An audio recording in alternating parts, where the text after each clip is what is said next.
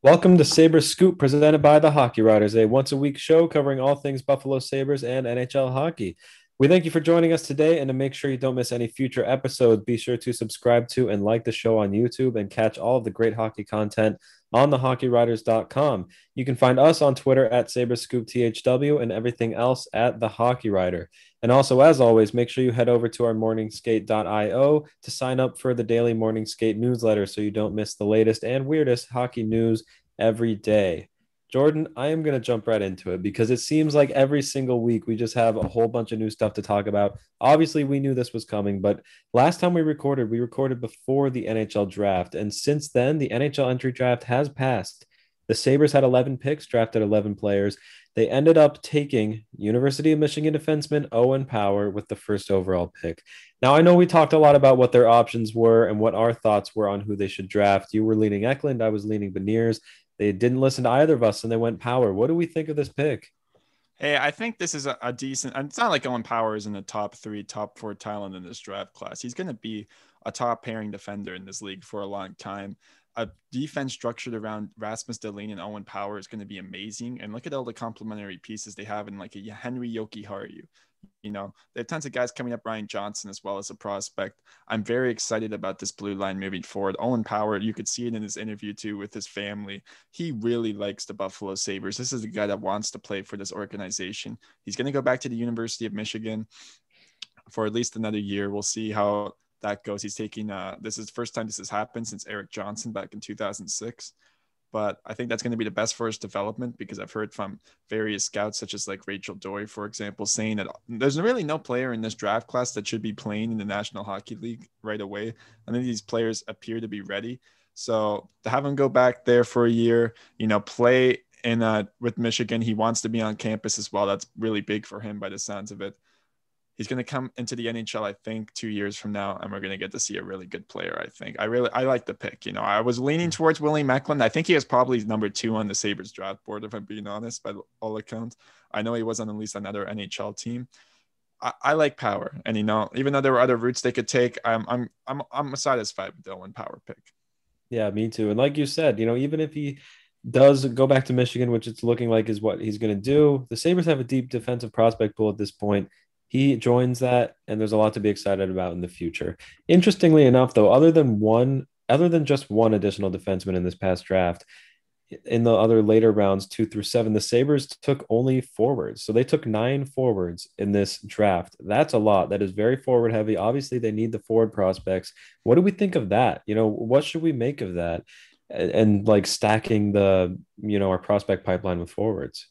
Hey, well, Brandon, I spent this past week really diving into each of these players that they selected. And it's quite clear that the analytics department led by Sam Ventura, who they just hired, really had a role here because these are some skillful, undersized forwards that they took for the most part. They even drafted Russians. And I don't know if you know this, Brandon. Yeah. This is the first time they drafted a Russian-born player since 2016. And they selected 4 of them. So there's tons of guys here that I want to get into. Oliver Nadeau, who is their 4th round pick out of the QMJHL. He's a guy I'm very high on. I think he could have been a 2nd round pick, and they were able to get him at the beginning of round 4. So I'm really high on that guy as a right winger. There's tons of other players out there. Prokhor Poltapov, sorry. That's a little bit of a tongue twister there. Their 33rd pick, first pick of the 2nd round. I'm a decent fan of as well. There's a lot of guys here that I'm very interested in as players. And I'm curious to see how they develop. I think the Sabres really went skilled here. And I think we're going to look back on this draft class one day highly because by all accounts, this seems to be decent. What are your impressions of some of the players? Yeah, I was surprised, honestly, especially when I saw the makeup of the types of players that they were taking, like so forward heavy. But I really don't hate that because we've seen them sort of draft for positional need before. But I honestly feel like they were drafting the best players available. And like you said, I'm sure analytics had a lot to do with this to going into it. I'm curious to see if we'll hear sort of what went into the drafting process. I know Kevin Adams had a presser today at the time of recording. I actually didn't get a chance to listen to that, but I'm sure he discussed some of that, draft process stuff. So I honestly, I've heard a lot of good things from people about what they think of this Sabres draft class. And so looking forward to your piece as well, going with a deep dive on all the prospects, looking forward to getting to know these players. But overall, my impressions are very good from the start. How would we grade this Sabres draft? just letter grade first impressions. Obviously, it's very soon. We don't know what these players will pan out to be. But what's your first impression? I also forgot we didn't really touch upon too much Isaac Rosen, who they That's acquired right. in that Rasmus Ristolainen trade. They acquired the pick that they ultimately used to select him. Watching the tape of him, looking at the numbers, this seems to be a decent pick. They picked him higher up than he was expected to go as well. He was expected to go a few picks down later, around the 18, anywhere between 18 and 28. They picked him 14, so they really like this guy. And by all accounts, I think this could end up being a decent pick as well. So I like the Roseanne selection there. And ultimately the grade, I don't know if it's an A, because I mean Corey Pronman, I saw rated them 8th out of all the 32 teams. I would say a B plus at the moment. It has the potential to go into the A in future years. Ultimately, I mean, who knows, right? We're just taking a blind guess. It's up to the player development now. And that's what the development staff really need to work with these players. That's been an issue in years past. Tons of players like Zemgus Girgensons drafted high, Mikhail Grigorenko, players of that nature weren't able to develop into the players that their ceiling. They weren't able to get to where they could be and maximize the value of where they were picked in the draft. So they really need to try to do that heading into this next phase of the rebuild. The previous rebuilds didn't work. If you want it to work this time, you want to surround players around your star players like you couldn't with Jack Eichel. You want to surround Owen Power with guys around him? Well, you have to develop him, and you have to develop the players you're drafting around him. Exactly. Couldn't have said it better. Definitely. And with that, we can now kind of start to touch upon the trades made, because the Sabres made a lot of big trades. Oh, yeah. And we're not even talking about Jack Eichel here. We're talking about Rasmus Ristolainen. I can't believe this. Heading to the Philadelphia Flyers for Robert Hägg, the 14th overall pick, and a second round pick in the 2022 NHL Draft. I don't even know what to say, because pick number 14, I didn't expect that. Did you expect a first round pick of that nature going I there? certainly didn't, especially not this season, especially where Philadelphia fell on the draft board. Like a 14th overall is not a shabby pick, and to give that up for a player like Ristolainen, plus a defenseman who's played in the NHL and Robert Hägg, maybe he's not a guy who's going to make the roster, but he could be a 5-6 guy, plus a second round pick a year from now. That's quite a hefty return for Ristolainen, and we'll touch on a trade later that had not as big of a return, but I mean, this one really balanced it out for me. I was taken aback when I saw this. So I really like the return here that Kevin Adams was able to get. Oh, definitely. I mean, I'm surprised. I think we can talk a little bit more about this, because I'm curious what you think Ristolainen can actually do with the Philadelphia Flyers. We were kind of having this conversation before. We were on Colby Guy's podcast, kind of discussing this. Do you think Ristolainen can be a better player with the Flyers? The Flyers have just been making all the moves, acquiring Ryan Ellis, so they've completely changed their decor. They even signed Keith Yandel. So a lot of intriguing decisions made there. They believe in Ristolainen. That's what Chuck Fletcher was talking about in his press conference as well. He's a big guy that can hit, and they think he can be a better player in their system. Do you think he can be, somewhat more? I don't know if the on-ice impact numbers are going to necessarily represent it. Do you think he can be anything of even a number 4 or number 5? Yeah, I think he could be honestly, a very good second pairing defenseman. And I've said this, like I've been very high on Risto's talent. I've been very high on his, ability to make an impact while he's on the ice. It can't be in that number one role that he was dependent on to be for the Sabres for pretty much the entirety of his career there. We're going on almost a decade. It's 8 years since he's been drafted. I think 8 seasons with the team. That was just not his role. He was rushed into it. He wasn't developed properly. And that probably was a detriment to his career, and it probably looked bad upon him. But if you use him as a 4 or 5 defenseman, put him on the power play, he's lethal in front of the net as a big guy, big body. He can really box guys out and get goals in front of the net. That's what he was doing last year. I think he could have a real bounce back season for the Flyers, especially playing behind somebody like Ryan Ellis, true all around great NHL defenseman. I really think that he could thrive in that situation. I'm excited for Risto. I am. He got a lot of flack in Buffalo towards the end just because of how bad things were. But you got to be happy for him. Change of scenery might be exactly what he needs. And I'm looking forward to how this works out for both teams. Definitely. I mean, good on Kevin Adams for making this trade. Isaac Rosen is the player they used to select. I'm very high on him. We get a second-round pick in the next year's draft. It's projected to be one of the biggest drafts of this whole decade. I was very shocked when I saw that. I wasn't expecting that at all. So really good stuff by Kevin Adams there. Yeah, that's going to be key. Getting draft picks for these next two upcoming drafts, that is going to be absolutely key, especially trading away some of these star players. Speaking of, former second overall pick from 2014. That's right, not 2015. That guy's still here. 2014.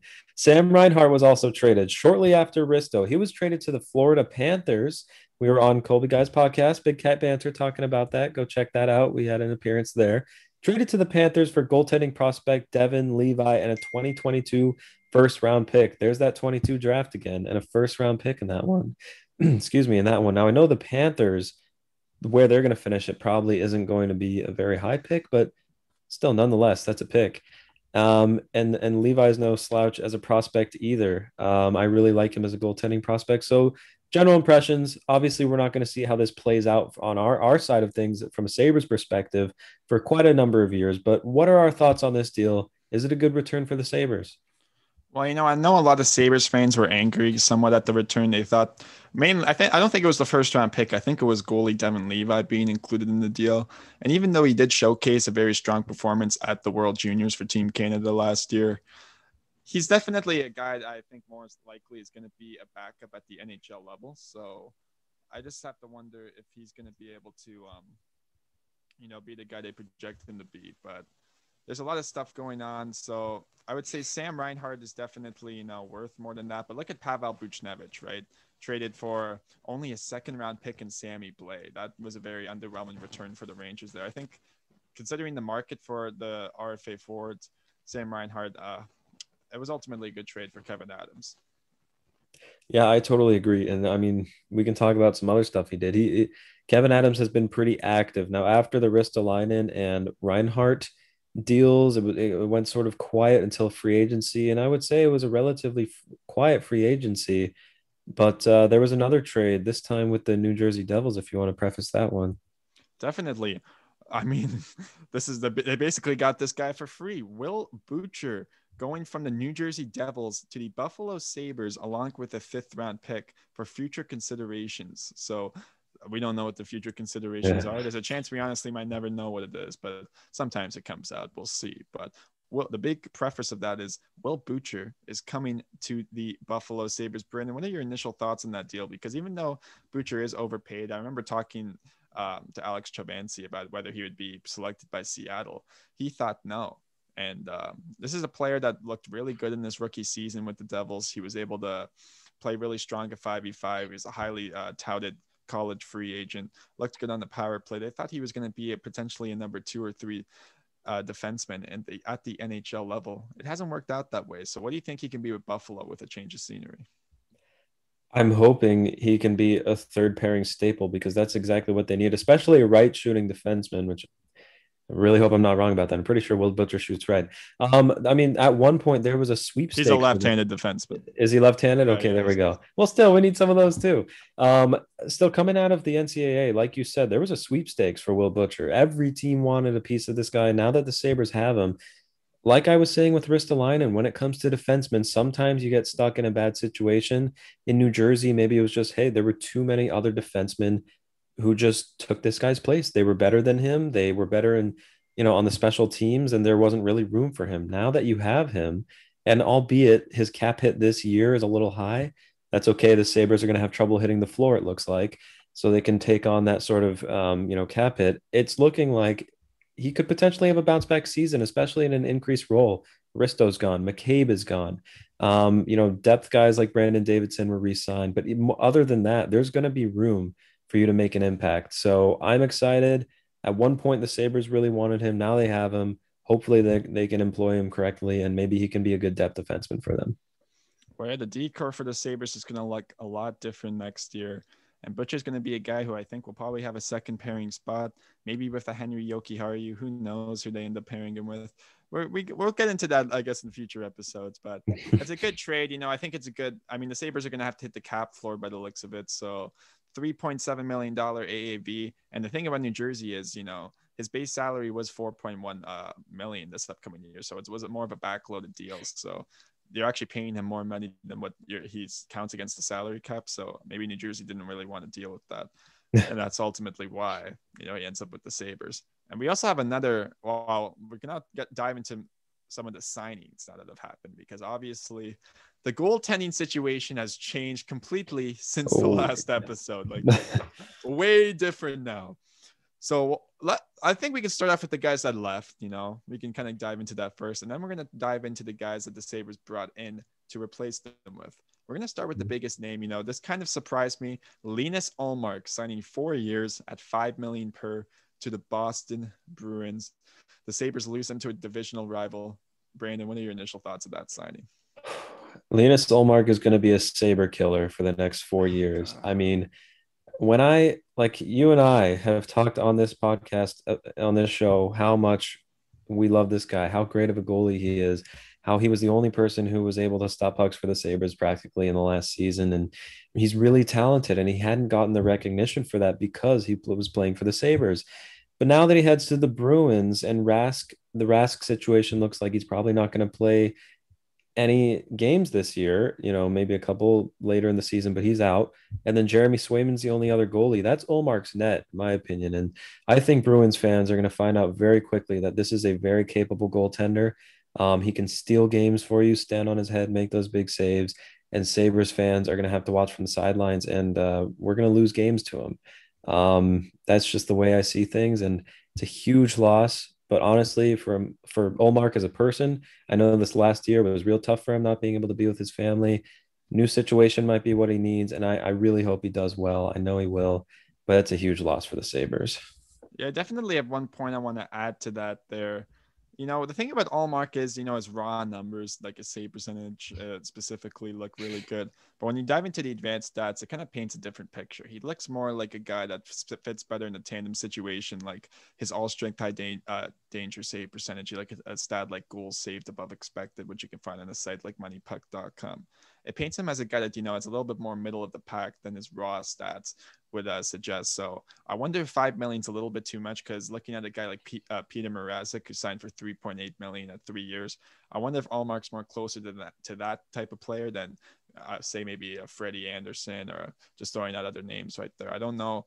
This is definitely, I mean, they're paying him to be a starting goalie, right? Like $5 million is a lot. He will be playing the majority of the games, even if they bring Tuukka Rask back. That's going to be the deal at this point in time. So definitely. And I hope he can live up to it too, because I want to see him succeed, get that bag. And he did. So I was happy to see that. Carter Hutton too, which was crazy, is Carter Hutton was signed before Linus Ullmark. He was like one of the first goalies taken. Yeah. That's because Arizona, it's like Buffalo. They're trading everybody. They got rid of Aiden Hill. They traded away Darcy Kemper. Antti Ranta left. And then, like the Sabres, they were like, oh, we actually have to have somebody playing the net. We do have to employ some type of players, even though they're just taking back every bad contract in the league.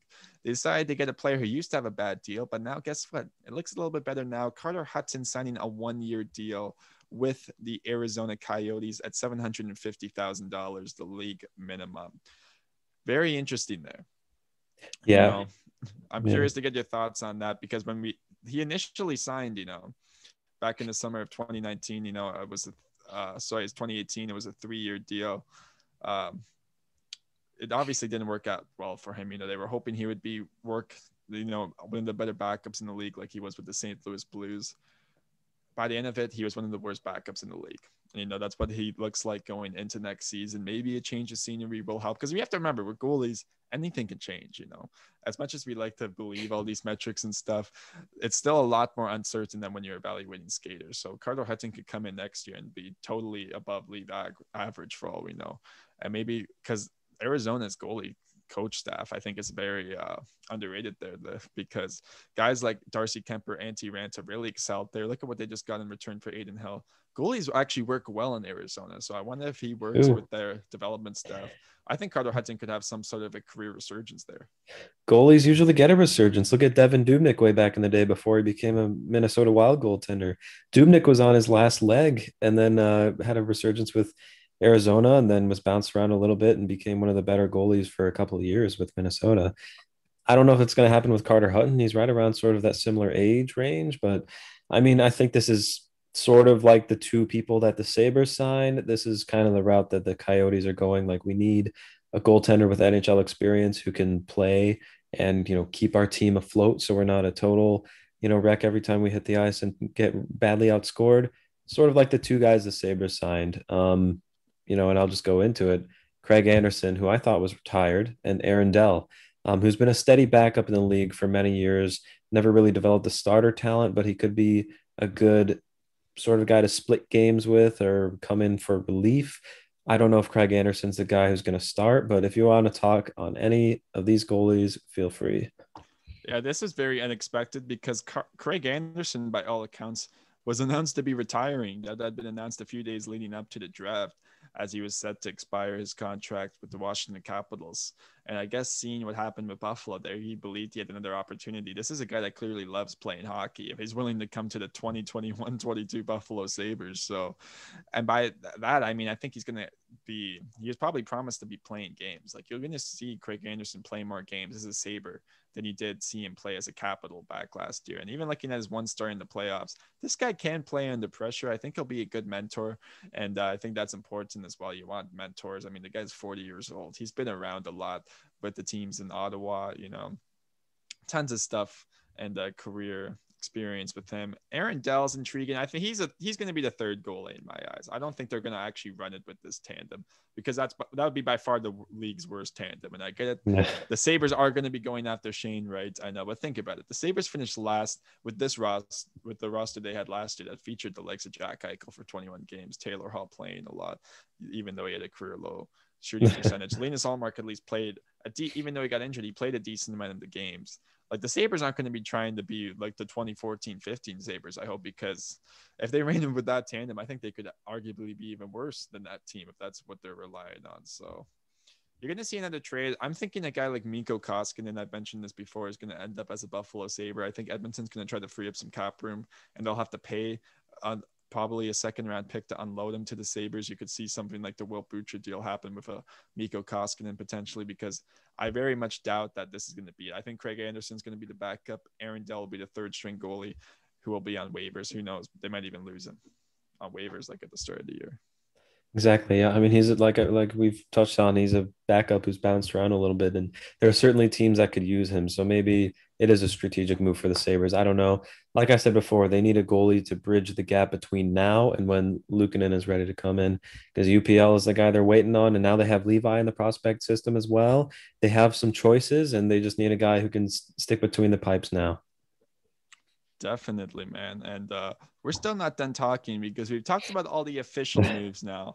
And we haven't necessarily dove into all of them because certain players returned. But let's just get into this right away. Jack Eichel. The trade rumor mills continue to spin. And this came from the Ryan Kennedy of the Hockey News. He dropped a bombshell saying they've now appeared to be, even because Vegas has kind of appeared to be a front runner in this Eichel sweepstakes, even after acquiring Evgeny Dadonov, which I kind of found confusing. I guess they believe they can help that player, that they can still figure out ways to make cap room, because this is the Vegas Golden Knights we're talking about. The Sabres reportedly turned down a trade. Sorry, the Vegas reportedly turned down a trade proposal of Peyton Krebs, their top prospect, Riley Smith, Nick Hague, and a 2022 first-round pick. Now, the question we got to ask here is, should Vegas have accepted that deal? Is that too high of an asking price for a top 10 center in the league? Well, I'll just quickly dive it down. I'll set us up here. Peyton Krebs, in my eyes, let's take a little top prospects that seem to be available in a Jack Eichel trade. Well, we've talked a little bit of Trevor Zegras out of Anaheim.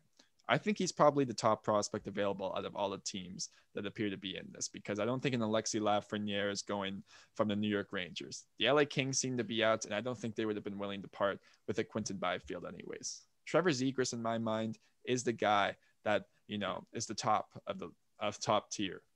Now, Marco Rossi's not too far behind him. And in my eyes, Peyton Krebs is number 3. Krebs is a very good prospect, drafted 18th overall back in 2019, I believe. He's really developed well there. I think he has the potential to be a lower tier first line center. I mean, he's not going to be Jack Eichel, but he's going to be a decent guy. at the NHL level. Riley Smith's interesting. I thought they would be after maybe more of an Alex Tuck, but Riley Smith's definitely a guy you can plug into your roster and at least, replace some of Jack Eichel's production, even though he's going to be a winger. Nick Hague, too, even can play NHL games. So that's fascinating there. They were willing to give him up. I know some people are down on him. I think he's going to be a solid third pairing defenseman in the league. On a Stanley Cup contender, Nick Hague can be a guy you can put on a solid third pair. And of course, a 2022 first round pick. And if you're getting that from Vegas, it's likely going to be anywhere between 25 to 33, right? Because they're likely going to be at least a second round team and they're going to be going for that Stanley Cup. So you're unlikely, even though it's going to be a really good draft, it's unlikely you're going to get a really high pick. It's going to be a lower end first round pick. So now I got to pose the question to you again, Brandon, not to give me some context there. Do you think Vegas should have accepted that deal? I'm going to say yes. And I hope I don't sound totally biased, covering the Sabres. I'm going to say yes, because look at where Vegas is. I mean, their cup window is now. And, I don't care that they just got rid of Marc-Andre Fleury. I think Robin Leonard could do his very best to take them there. And I think they've added some good pieces. I think taking a gamble on a player like Evgeny Dadonov was a good gamble for the Golden Knights to take, just because he's a proven goal scorer. And I think playing with the right players, he could help ignite that top six, even that middle six, which is something they desperately were missing against Montreal in the playoffs. And then I think injecting Jack Eichel into that lineup takes you way over the top, so over the top. They do not have a player like Jack Eichel. Look at who was playing center, first line center for them, Chandler Stevenson down the stretch, and he's not a bad player. Had 50 or so points in the regular season, or overall. Yeah, he was playing at a 50-point pace over a prorated That's right. 82 games. Yeah, prorated 50-point pace.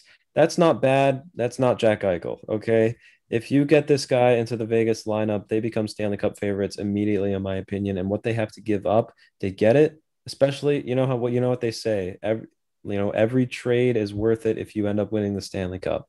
So that's my justification. Plus, I really like the return that Buffalo would be getting, and I think, quite honestly, might be the best return they're going to get at this point. Definitely. And I kind of want to bring up some more news here because there's a lot of stuff in this Eichel saga. So let's just talk about it. It turns out the Minnesota Wild are backing down for now because the asking price is too high. We don't know exactly what they're asking for. We know they're at least asking for Marco Rossi or Matt Boldy, potentially even both of them, plus the first round picks and all that. Minnesota not willing to depart from that. Do you think, what team do you think ultimately is going to trade for Jack Eichel? Let's just put this out there because we've been talking about this for weeks on end now. Yeah. It still hasn't happened yet. I don't even know if it's going to happen by the next show or the show after that. We're still going to be talking about this. But at this point in time, it's currently July 29th at the time we're recording this. Where's Jack Eichel going?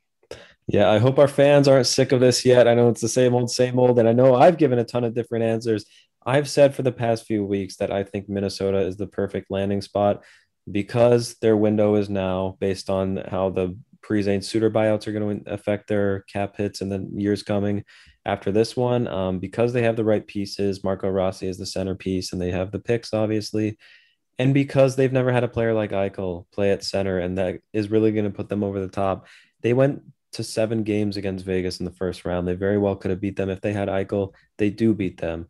And I think with Cam Talbot as your starter still, your best chance to win is now. That's why I like Minnesota.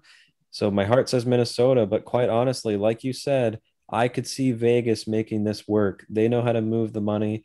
They know how to move the assets, and I could see them making this work. So I don't want to cheat, but I'm going to say Vegas or Minnesota, and I'm locking those in right now. Definitely. I think I would have to agree with you there because those are the teams that are in win now mode. Jack Eichel is surprisingly, we don't think about it too much. He is in his mid-20s now. He's not necessarily a guy you're going to build around as a rebuilding team. That's per se. I think a team that's kind of on the cusp of winning the Stanley Cup is going to be looking at I think that's exactly what the Minnesota Wild are, because Kirill Kaprizov is the exact same age as Jack Eichel. And if you can put those two on a line together, those are going to be one of the best duos in the NHL. They're going to be up there with a Connor McDavid, Leon Draisaitl, Austin Matthews, and Mitch Marner. Up at if you put those two, Jack Eichel's probably a 100-point player at that point if he plays a full 82-game season, if he's even healthy. And that's the one thing we keep ignoring, or we don't necessarily talk about as much as we probably should, is the health concerns, because Buffalo isn't even disclosing his medical information. So that who knows what that means. That's a whole other layer, and I'm sure we're going to find out about that eventually. But boy, would it be exciting as a fan of hockey just to see Eichel and Kaprizov rip it up, huh? It would just be awesome, man. Yeah. And I hope we can get some more clarity on it soon, because who knows? By next week, we could have a Jack Eichel trade to report, and maybe something happens here. But we know Kevin Adams has made it very clear the team is not in any rush. So with that, let's head into our mid of the show plug. You're watching Sabres Scoop, presented by the Hockey Writers. Make sure to subscribe to and like the show on YouTube, follow and share us on Facebook, and catch the great hockey content on thehockeywriters.com and on our Twitter feed at Sabres Scoop. THW. Now we got to dive in. Free agency. What a crazy year it's been, man. Did you see? Oh, yeah. I saw I think there were $500 million worth of signings that first day. I saw Greg Wyszynski's article of ESPN. Just ridiculous. More like this whole past week has just been one of the most eventful weeks in the NHL history, honestly, I would say. Would you agree there, Brandon? I would totally agree. Just to see, I don't know if you saw like the cap friendly total roundup. They did the total years that players signed, and the total amount of money, over $500 million. That's insane. It was very active. I was glued to my phone all day and I had a good time. Now we got to talk about this first. We're going to rank some of these contracts based on what we know today, because I would say this, a lot of money was thrown around, with all of these signings going on. What was the best contract signed by a team in our opinions? We'll throw some out there. I'm going to throw out Dougie Hamilton. This is a guy who is a number one defenseman. I think he's being paid fairly. Like, I don't think he's necessarily worth more than he is. And over 7 years, he's probably going to be worth less. At least that's what most public models project. But to get this guy, basically locked up just at the end of his prime, he's still going to be a very effective player. New Jersey really looks good now on the back end. I don't know if you've necessarily seen their projected charts, but they look like a really good team. I really love Ty Smith there. He had a really good rookie season. I'm a big fan of Damian Severson. PK Subban's now a $9 million third pairing defenseman. That's what he's projected to be. So we'll see what that happens. Although they're projected to trade him too. So maybe they're moving $9 million to Subban out to bring in that $9 million for Hamilton. And that's definitely a huge upgrade. So I'll say he's one of the best guys out there. I liked LA signing Philip Deneau to that 6-year, $5.5 million cap hit.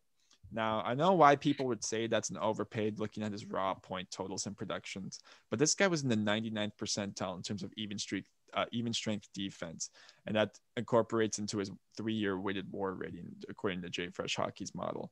And this guy, you can just watch in the playoffs. Look at who he's shutting down. The likes of Austin Matthews only scoring 1 goal. He was able to shut down all the players on Winnipeg. He was able to shut down Max Pacioretty and Mark Stone completely. And he did very decently well against Tampa, as good as he could do in that circumstance. And this is a guy, they have Quinton Byfield and Andrei Kopitar already. LA is going to be a scary team there. And, this allows them to kind of not rush Byfield per se. They can flip-flop because they know eventually by the end of that contract will be the third line center. But, you can match him up. He can have the tough minutes, and now a player like Byfield can thrive against lower tier competition. It's just a great signing all around for the LA Kings, in my opinion. Who do you like? Who were some of those contracts you think were the best? Yeah, the two you mentioned were interesting because when Dougie Hamilton was first signed with the New Jersey Devils, first I thought, wow, he's going to really reignite that back end. That blue line is going to look a lot more mobile with a player like Hamilton, especially if they're able to get rid of PK Subban's cap hit. All the respect to Subban, but he'd probably do better somewhere else. And $9 million is much too high of a hit to be paying for a player like that at this point. So I do like that Hamilton, except the term is a little concerning, like you said. But, if New Jersey excels in the near future, maybe they won't have to worry about that. As far as Deneau, I was one of the people in the camp of, wow, that's a little bit too high for him. But then I'm thinking, I've watched the LA Kings for years growing up as a Sharks fan, and that's a Kings player. Like, he fits into that system, he fits into that culture, and playing behind somebody like Kopitar, who's a perennial Selke winner and contestant, nominee, like, they're gonna play just fine. That 1-2 punch down the middle, and like you said, for someone like Byfield to learn from him, that's awesome. I think. I'm sorry, what was that? Oh, sorry. I was just going to say, we do have a trade to announce mid-show in the let's National go. Hockey League. This is a decently sized move here, too. So the New York Rangers announced that they have acquired Ryan Reeves from the Vegas Golden Knights in exchange for a 2022 third-round pick. Ryan Reeves going from Vegas to the New York Rangers. Let's get our initial reactions here. What do you think of that? Ryan Reeves was a fan favorite in Vegas, and he is one of the toughest and also most skilled fourth liners that you're going to find in this league. And so to add that to the Rangers in that tough Metro division, I think that definitely adds a different sort of fabric into that locker room and one that they could really use. So I like it. Definitely. I know Reeves is on a high. I mean, here's the thing. I'm going to pull up his contract just so I know the exact cap hit, but he is making a lot of money. And remember, the New York Rangers did just sign Barclay Goodrow to that absurd 6-year contract. So yeah, it's a whole other Rangers, issue. the Rangers organization has just gone completely backwards, since that whole Tom Wilson saga and that whole game where there were like 12 fights. Like, it was just crazy when that happened. And I haven't liked a lot of their moves. Trading Buchnevich definitely was not a move I enjoyed looking. I don't think Reeves is going to be a bad player there. And I think, honestly, all the intangibles he brings, it's going to help that team. He actually only makes 1.75 million. I thought he actually made more. So on a fourth line role, I guess it's somewhat of an overpay, but, even for a third round pick, I think to get Reeves isn't that bad. They've made worse moves this offseason. I just hope that the reason they're getting him is not specifically so that he can fight Tom Wilson, because I do not want to see that. And we've seen the Sabres try and fail with that. When Milan Lucic ran over Ryan Miller in the playoffs and took Miller's head off, basically, and no Sabre stood up for him, that's when the Sabres signed John Scott. And we know what happened after that. Yeah. We do not need the Rangers to do the same thing with Ryan Reeves. I think Reeves is a different player than Scott, but I just don't need to see him and Wilson going at it all season long. I don't know if that's why, but we'll see when it plays out. Now, we literally can't get through every contract here, but let's get through some of the contracts that definitely I didn't think were that great. And I'm going to start here because Edmonton signed a few of these. Let's start off with Cody Ceci signing 4 years, $3.25 million per. So that ends up being $13 million total. Cody Ceci now, I mean, he had a really good bounce back year last year, and a shortened season, we should say as well. The sample size was long enough to, like, he's good when he's deployed like he was in Pittsburgh, sheltered 5v5 minutes in a third pairing role. He can play well there. At Edmonton, though, he's projected to play in the top 4. Because I don't know if you've seen that right side in Edmonton. It's projected to be Tyson Barrie, Cody Ceci, and rookie Evan Bouchard. That's their right side. I mean, yeah, if you were going to have that kind of right side, why not just keep Ethan Bear around and not even bother with Ceci? I don't know. I don't get it. Yeah, that was kind of a head scratcher. Another one for me. I understand the move, but I think it was far too much of an overpayment. Was David Savard to Montreal. I might be in the minority. I might be in the minority that's here. A hot take, bro. I thought he was a good signing, if I'm being honest with you. I might be in the minority here, and I knew that walking into this. But the reason being, because I don't know what they're expecting to get out of him. If you're expecting a bottom pairing defenseman, which is what I think he is. Well, he's going to play in the top 4. I think Mark Bergevin believes he's the Shea Weber replacement there. Yeah, see, I for a second, the Shea Weber injury slipped my mind, but even so, a guy like David Savard is not the guy that you need to replace him, especially because of the role that he played in Columbus and the role that he played on Tampa. Obviously, Tampa was a totally different story. Stacked team. Back-to-back cup champions. He's not going to play top pairing minutes there, but still, for whatever reason, I have a bad feeling about the term and cap. And I think that they're going to regret that one, especially because of the young players in a few years who they're going to have to dole out sizable contracts to. You got to think down the road. And for a few months there, I thought Bergevin was doing that, but he's made some questionable decisions in the past few weeks that have made me think otherwise. And the Savard one is another one for me. I'll have to get some of our Habs writers' takes on that. But Definitely. From an outside perspective, I didn't necessarily love it. Now, it wasn't the worst contract. I will say that.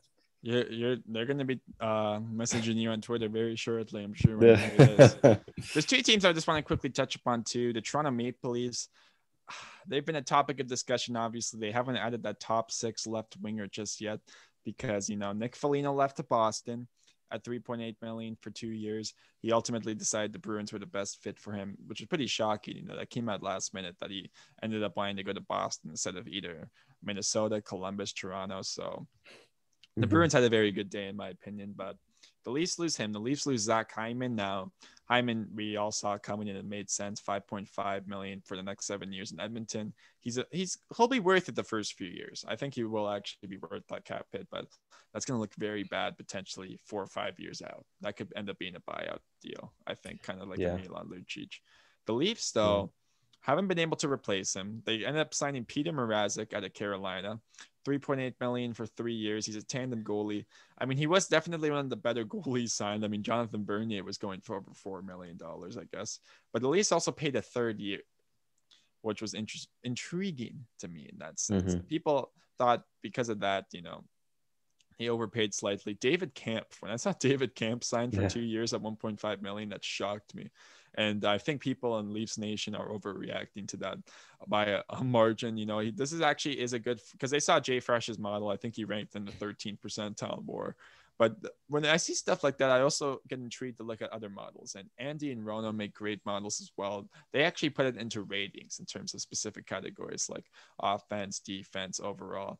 And when you kind of look into it, even the Chicago Blackhawks fans were saying, this guy is a decent fourth line penalty killing center. And I think he'll fit his role there well. But the Leafs also overpaid for him a slightly bit, I would say. I don't think 1 point. You should be paying him maybe at most 1.2. And that's the theme in Toronto. And, you can blame the tax structure all you want and all that stuff. The Leafs have overpaid every single guy. They haven't figured it out yet.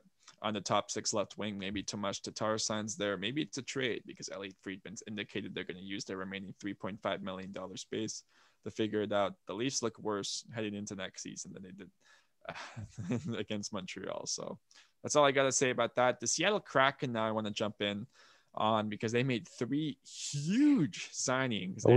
Nobody coming into the day projected Philip Grubauer signing there. Like, I don't think anybody thought that was going to happen.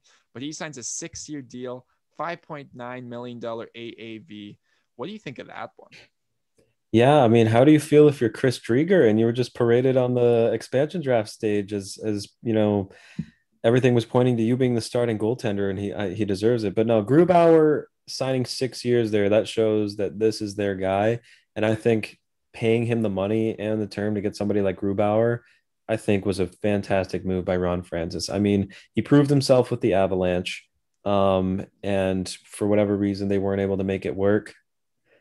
Your face is telling me there's another trade or something. I can't believe this. Okay, so we have another. This is a breaking news show.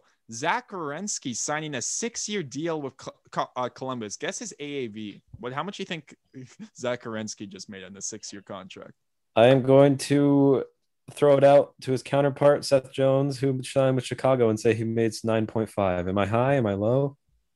You're bang on. $9.583 million. Let's go. I don't know. I mean, I'll have to look into it more, so we won't dive into it too much yet. But Cale Makar is making less than Zach Werenski. I'm just going to point that out there. And I don't think Cale Makar should not be making less than Zach Werenski. So that's Columbus paying one of their guys. At least, hey, they were able to get a guy to stay. I know. Somebody stays in Columbus. Kudos to them. Kudos to them, because they have seen so much star power walk out that door for whatever reason. Players didn't want to stay in Columbus. But honestly, good for them. And I do think they've done some good things in the past week as well to sort of move their organization in the right direction. So, yeah. But yeah. Definitely. I'm sure Mark Shag likes it, at least seeing the guys stay there. And, with that, we were able to cover 20% of the NHL free agency. There's just too much to talk about. But at this point, is there anything you want to add before we wrap up the show here, Brandon? No, other than Sabres fans, stick with us because we know the few coming weeks are going to be hectic, probably, especially if we do see a Jack Eichel trade. But we will be here to bring you everything. We'll be tweeting about it. We'll be writing about it. So just make sure to stay tuned because, even though it's treacherous, it's exciting. And we're excited to be here talking with you. Yeah, we're ready to go through this rebuild with all of the Sabres fans here. Yeah. It's kind of exciting too. I think it actually will be somewhat of an exciting team because there's going to be no expectations put on them. They're expected to be last. They were last year, and they're very worse heading into next season. Just look at the goalies at the moment. So it's going to be fun. Maybe I don't think Owen Power's playing, but you'll see a lot more young infusion there. You'll see Arttu Ruotsalainen play more games. You'll see a lot of players there, and I'm excited to just that have a little bit more fun compared to this past season. Because we expected them to be a playoff team off the bat after the Hall signing. And now we kind of just get to go into it. We get to see a guy like Dylan Cousins step up his game, right? It's going to be a lot of fun to watch. Oh yeah, totally agreed. And with that, we are ready to end the show. So we thank you for joining us. And this has been Sabres Scoop, presented by the Hockey Writers. So make sure to subscribe to the show on YouTube and follow us on Twitter. Again, that's at Sabres Scoop THW as well. Make sure you head over to morningskate.io to sign up for your daily Morning Skate newsletter. And if you can't find it, it might be in your spam folder. It's a great thing to read first thing in the morning because you don't want to miss out on the latest and weirdest hockey news coming at you every day. Don't miss out on all of the great hockey content as well on thehockeywriters.com. For Jordan, this is Brandon, and this has been Sabres Scoop. I mean, this has been Jordan. I don't even know what I'm saying anymore. Have a nice night, guys.